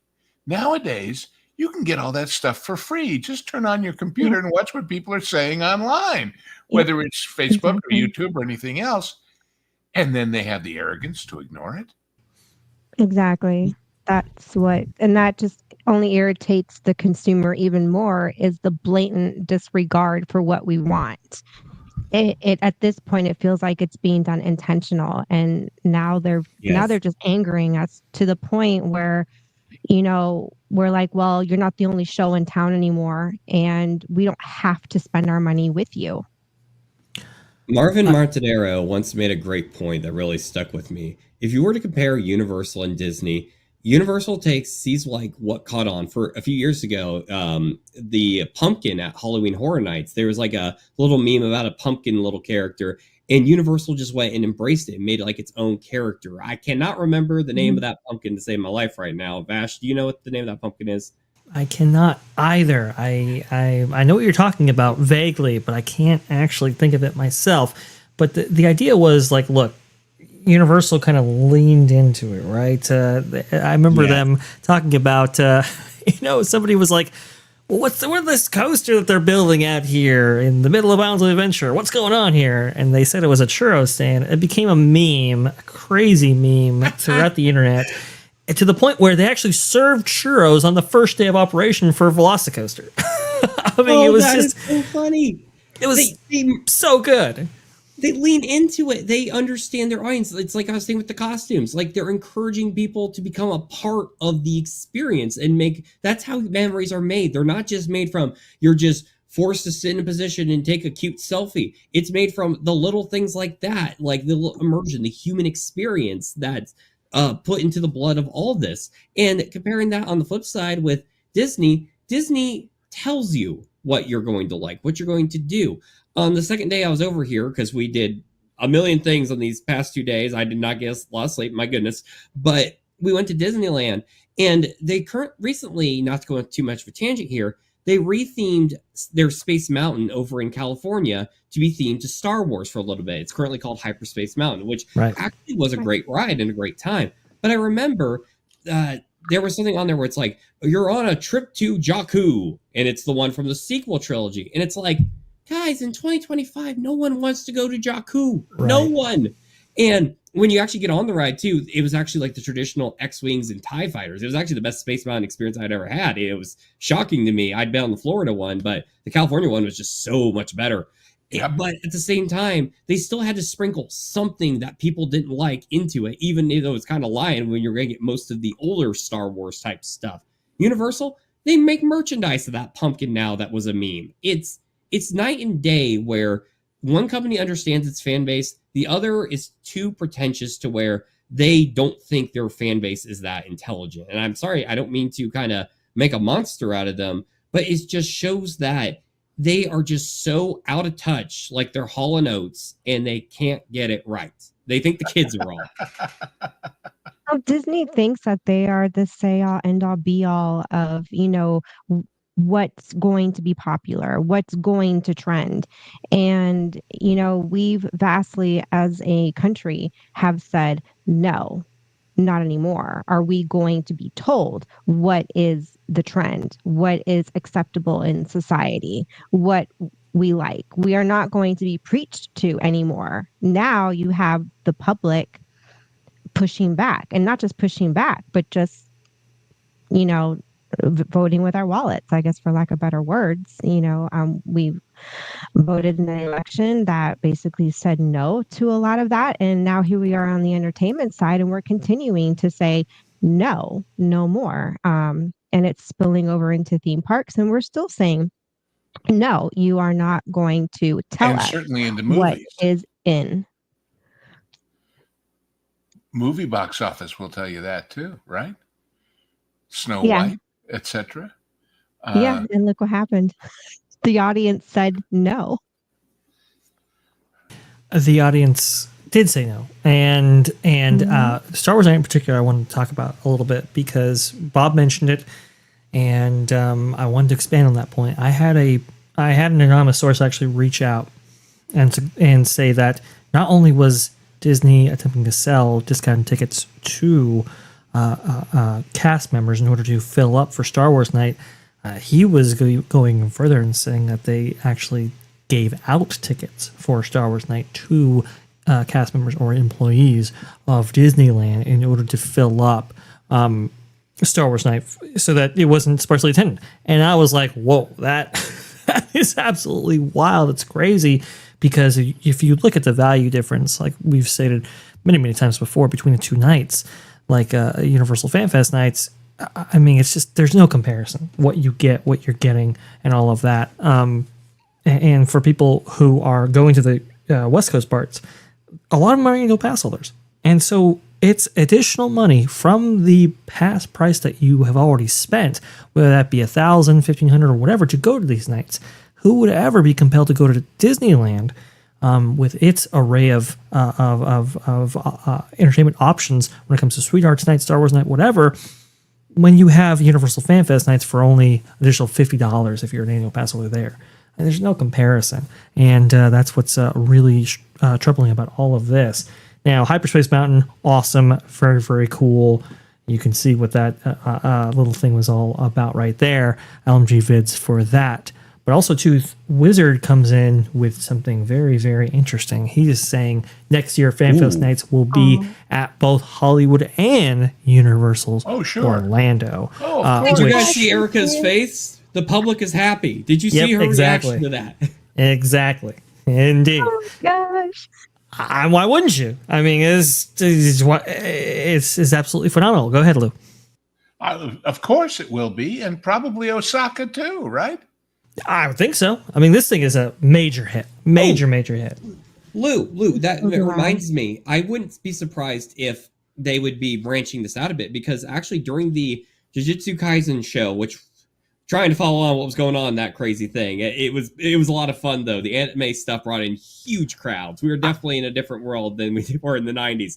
But during that, they had like a running joke, and I hate to spoil this for anyone who has experienced it, so maybe shield your ears for 10 seconds. There's a joke about going to Universal Japan. Like one of the characters detours off the plot for a bit and goes to Universal Japan, and he comes back, and that's like a joke at the end of it. It's like, let's go to Universal Japan. So a little bit of shameless advertising by the Universal team, but it's showing that something like this might be on its way over there. And it's only a matter of time. Let's remember what we discovered, which is the executive in charge of the Pacific Rim, which includes the Asian parks and Hollywood. Yep. That whole organization is a corporate entity now, separate from Orlando and obviously corporate. But so naturally, yeah, of course, why not? Now give the people what they want. What a concept! I know, it's crazy. Now, Jujutsu Kaisen played in the DreamWorks Theater, Universal Studios Hollywood, in where they play like a Kung Fu Panda. From what I heard from Wizard, this show runs about twice the length of the Kung Fu Panda show, which is really, really cool. Nolan, you did get to experience this. What did you see? Pure insanity. That's what I saw. No, It was fun. You go out in this room and they give you a rundown on the screen of what to expect. Something about being cursed, and apparently it's not a bad thing. It means you're special. I don't know. Anime, I think we won by the true power of friendship, and it combined its power to beat the big bad guy that kind of reminded me of the Kingpin. But it was fun. You go into it and you have all these seats, and it's like a 4D theater. It shakes. Like every time there's an anime punch, bops your seat. And it's actually like really cool. Like the screen lights up. You see a lot of characters doing the same different things at once, and everything's also subtitled because they're all speaking in Japanese at the same time. So you don't get any like that. Dubbing is a mixed bag depending who you talk to, but you get an authentic experience. So make sure you're a quick reader when you watch this. But I'd say even if you're not interested into it, you won't understand a darn thing. But just go to say you did it, because it's part of the beauty of it is there's nothing else like it. And in a day and age, especially with the economy and people needing escapes and such, it's brand new stuff that is actually next level. And it feels like a progression of society. And there's only a bright future ahead of it for Universal. It's amazing. And that wasn't the only anime featured. We have One Piece as well. And those characters were out. Meg's mentioned she wants Monsters Unleashed. Well, here's my question. Talk about cross-promotion between the coasts and the parks. Will Halloween Horror Nights at Universal Hollywood include Victoria Frankenstein? Oh, well. I've been wondering. How's that for, geez. That's interesting. The possibilities are endless. Mm-hmm. Wow. And she can say, hey, come on, see me at my house, over on the other coast. Oh, yeah. Do a little crossover tie-in there. Oh, that'd be great. There are rumors that Monsters Unleashed might be making its way out west. I know Wizard, and hopefully, I don't know. I can go into this a little bit, but apparently he has been privy to Universal executives saying that the next step for Universal Studios Hollywood is really making it a theme park destination resort. So with that confirmation, I think after Epic Universe launches officially, because they don't want to obviously take away any of the momentum towards that. It's a big $7 billion investment for them. After that, I think we're going to hear about a lot when it comes to expansion and more opportunities at Universal Studios Hollywood. So that's going to be really, really cool. You can see the One Piece characters, though, very awesome. Yeah, if I can speak on these characters for a second, does anything about this show modernized or Americanized? It looks like the characters came right off the anime, Yep. It's silly, it's fun. That's why people like anime. That's what movies were a long while ago. You want to be showing people pictures of like, oh, I know who that is, as opposed to, oh, it's kind of that character. And I think that's why the lines for these meet and greets were so huge. If the amount of there were these people who were fans of One Piece. They're wearing these blue things with X's on them. I could not remember the name of this character to save my life, but they were all over the place. I think there's going to be future demand for a One Piece action in the future. Hold me to it. Well, if we're really talking about cross-pollination, if, as most of us have presumed, that thing that looks like Waterworld in the concept art in the UK is really a James Bond show, at what point, as the Waterworld IP ages and gets less remembered, do they switch the show in Hollywood to James Bond? Yep. I think. And wouldn't that be a kick? No, I think that this is so. This cross pollination, this bringing over of stuff. I mean, we saw that a little bit even with Epic Universe when it came to the How to Train Your Dragon show, right? They made that specifically for Beijing, but they knew at the time it was like, we're bringing this over to Epic Universe because we're working on a How to Train Your Dragon land right now, which just hasn't opened yet. So now that's made its way out west. It's like, yeah, people are discovering for the first time, and it's awesome. And again, you put all your effort and time into one in order to adapt it for the other. Let's see right here. I was going to bring up the Universal UK concept art to kind of show everybody what Lou was talking about right here. You can see at the northern quadrant of this concept art that we've broken down before on the show. You can see right there, it looks a lot like Waterworld. I mean, it looks almost exactly like Waterworld. You've got the discolored plates of rusted metal and so forth, but we are hearing that is James Bond. So that's what Lou was talking about. If a James Bond show makes its debut at Universal UK as part of their what they call a century-long plan, which is very cool. hey, maybe we see that over here at Hollywood as well. I could totally see them like going for Bond in the UK, and this is no knack on James Bond, but after the amount of One Piece rep I saw, with the water already being there, I could see them going all full out with the pirate theme and doing like a One Piece stunt show or something like that. Or for that matter, if they're reviving Miami Vice, as we saw, all of the boats and the sea-doos and everything like that, that's a possibility. And not to mention, with what Wizard's saying, if this is coming to Orlando, Universal's going to have a lot more space to work with as opposed to being landlocked in California. Yep. It's only your imagination on what they could be putting over there. Yep. I bet they could put 7 more parks in there. I bet you they can. I will say this too. Anime like Jujutsu Kaisen, One Piece, they're featured here for a reason. And like Nolan said, in terms of like permanent attractions based around those characters, watch out. Anime is kind of the one missing component to the theme park world that hasn't been explored yet. It's coming, folks. Believe me.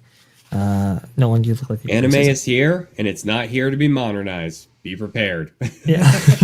yes, indeed. I think that's really cool. Also, too, there was at the very last minute, and we showed pictures of it before, but there was a Wicked meet and greet that was added to this as well.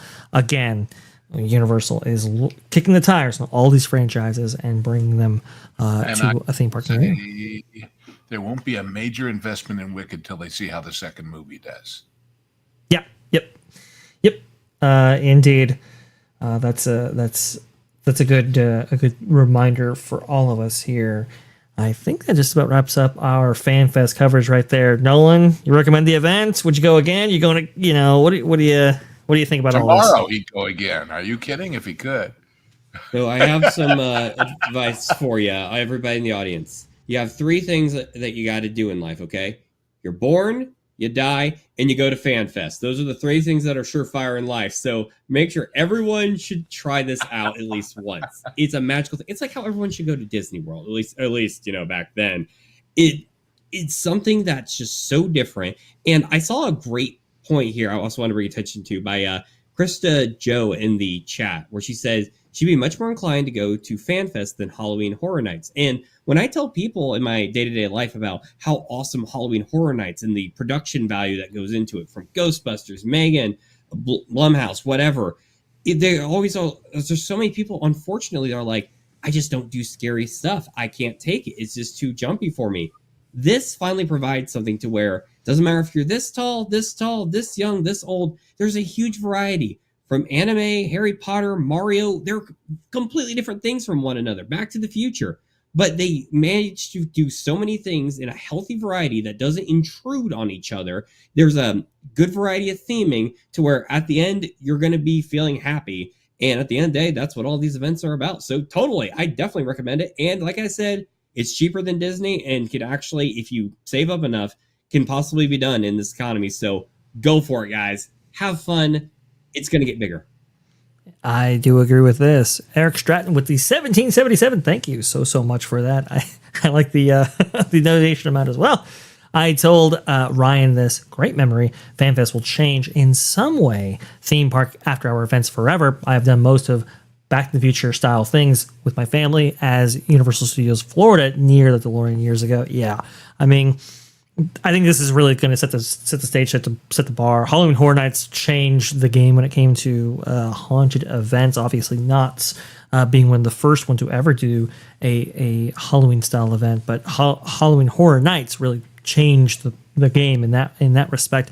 I think FanFest Nights will as well, and it needs to be, because the after hour events at Disney have been really lackluster. Jollywood Nights being probably the pinnacle example of just really under-delivering when it comes to these amazing things right here.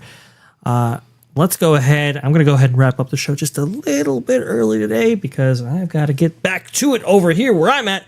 Erica, where can the good people find you? What are you doing over there in Germany?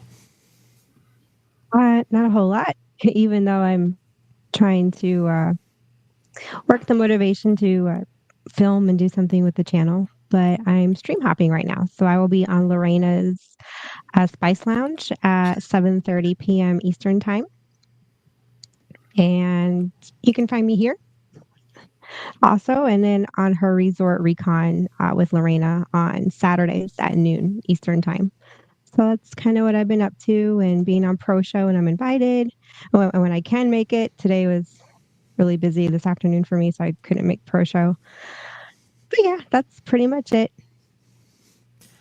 Well, hey, you know what? I think you stream hopping is very, very cool. You and Lorena is absolutely awesome. It's phenomenal. I love it when you make it on the Spice Lounge and unleash on some folks for various reasons. I think it's great.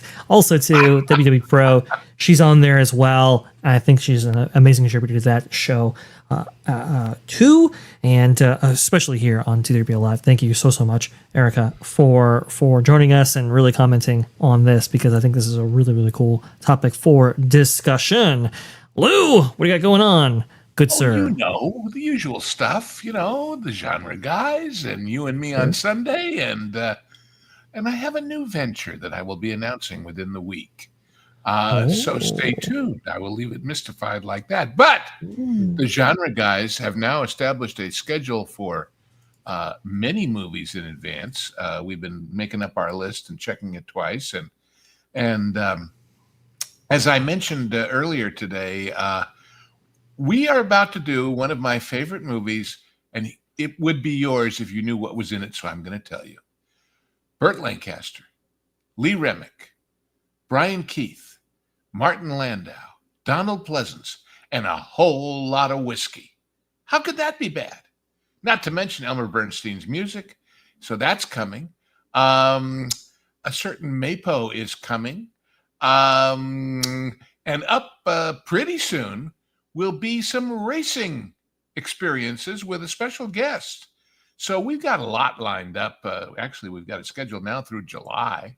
And those, of course, show up originally as member perks on the Pro Show channel. And then they come here eventually. They're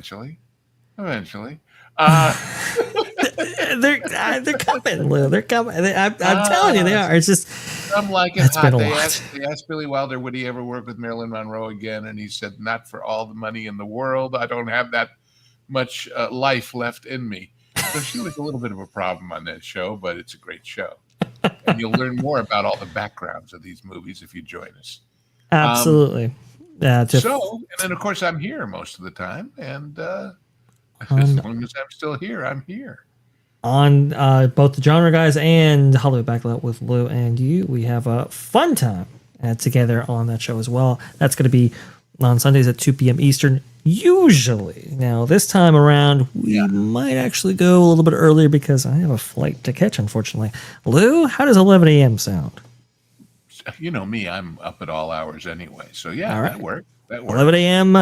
This Sunday, folks. Literally, that was real time right there. 11 a.m. Sunday is when Hollywood Backlot with Lou and you will take place this week. Very, very cool. But hey, subscribe to the channel, and that way you can be notified of any schedule change. Last but certainly not least, Nolan Thunder. Where can the people find you out there, good sir? See this here? This is called a video game. And video games sometimes are rumored to have evil artificial intelligence built into them. Yeah, your game, it's bad. Do not play that. But apparently the internet spreads so much information about these games, and apparently there are mysteries, urban legends all across the internet. I dive into it in my series Lost in the Files. It's a documentary on everything from video game urban legends, hoaxes, canceled games that never made it to the stores, and just any crazy kind of story that revolves around a video game. There's props, there's sets, there's 80s synthesizer horror type music. If you like all the stuff I was complimenting about the scary stuff at like Halloween Horror Nights, I try my best to emulate it. I'm not saying I'm universal, but it's a fun time, and I've been getting some good feedback on it. I have a new episode that should hopefully be coming here in the very near future. I know it's been going through some pushback because there's been all the trips going on, but I have been cranking out some late nights trying to get this video done, so be on the lookout for that. It's going to be a big production in my show Lost in the Files, and thank you as always for an opportunity to plug it, good sir. Absolutely. And I want to go ahead and plug two more people that have been super extraordinary today. One, Theme Park Wizard. I mean, he's been answering everybody's questions. He's been responding to everybody. He's been responding to us And he's cool. on the show here. And he's cool. And Nolan just met him, and that's awesome stuff as well. He is extraordinary, an extraordinary resource when it comes to anything Universal, especially Hollywood, but also to Universal Studios Orlando. Definitely give this guy a subscribe. He really is hustling out there and trying to provide you as much information and resources as possible. And two, the second person I want to go ahead and mention is the one, the only Theme Park Casual. He is absolutely amazing. A very, very dear friend of mine. And as I reflect on 25,000 subscribers on That Park Place, it wouldn't have at all been possible without Casual and without Wizard and without many of the people that you're seeing on screen encouraging me to not only get into this game, stay in it, and do... Should I repeat my joke or not, Vash? Go ahead, Lou. Well, when Vash this morning was talking about how he never expected it would get as extensive and wonderful as it was, I said, well, as Adam once said to Eve, you better stand back. I don't know how big this thing is going to get. So there is that. So, you never know. And if you're not here, you'll never know. So be here and find out. Absolutely. Absolutely. Thank you so much. Sorry, Casual. You probably wanted to keep it clean when it comes to your channel, but say la vie. Casual's great. Wizard's great. Lou's great. Erica's great. And Nolan's great. That's for sure. And if you want to keep up with all this great stuff. The show at Universal is pretty darn great. Oh, yes. Oh, yes. Absolutely. I do indeed agree with that. If you want to keep up with all this great stuff, well, you have to subscribe here to T3PO or That Pod Place. Hit the subscribe button. And if you want to go ahead and have Lou answer your question on Hollywood Backlot with Lou and you, T3PO online at yahoo.com. That's T3P online at yahoo.com. There for you as well. I think we've done everything that there is to do. I didn't set the redirect because Mr. H does not put up his live streams until the very last minute time. I do apologize. Let me go ahead and set this up in the background right here. But hopefully you all enjoyed our little foray into Universal Studios FanFest Nights. I've been incredibly excited about it. Ever since I first heard about it, and to actually be able to see our first images of it, I think I agree with Nolan. I think that event's going to be much more popular as time goes on because people are going to know what it's all about and what to expect. Also, too, the next T3PO Live, I want to get into some stories about Tokyo and what's going on over there because they're announcing, oh, hey, look, we have like a 10-year plan all the way up to 2035.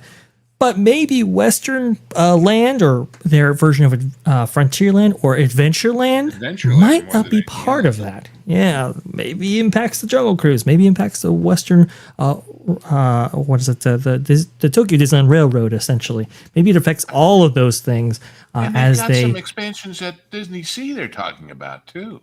Absolutely. So I want to get into that. Yeah. And more the next time we do this thing, because I think it's going to be a lot of fun. That's the best stream cliffhanger ever. Like, be proud of that one. Next time on DBZ, baby. Exactly. Next time on Dragon Ball Z. Yeah, of course. Thank you so much for coming in and joining us here for this show. By the way, Mr. H is in progress right now. We're going to go ahead and redirect you on over to there. Let's go ahead and get you over there. Thank you so much. We'll see you next time.